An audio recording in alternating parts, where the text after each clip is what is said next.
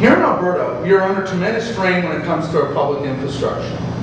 The rapid growth and economic boom, combined with the public agenda for aggressive debt repayment, has created an infrastructure deficit here in Alberta.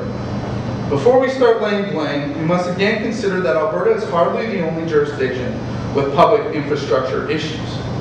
In fact, it is widely recognized throughout the history of liberal democracies that governments have continually ignored appropriate investment levels in the maintenance and upkeep of public infrastructure.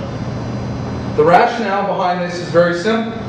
Appropriate levels of funding would either have to come from A, existing operational or program spending, or B, increased taxes.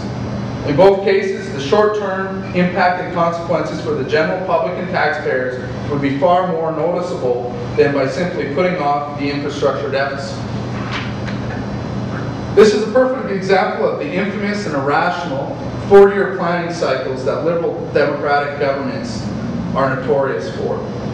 While this type of planning and vision works for politicians and political parties, it does not serve the long-term interests of society. As we become increasingly urban, public infrastructure will be utilized with greater intensity and in greater volumes. The government's 20-year capital plan is a small step in the right direction, but it does not address the root cause of this issue. That is the high cost of capital investment.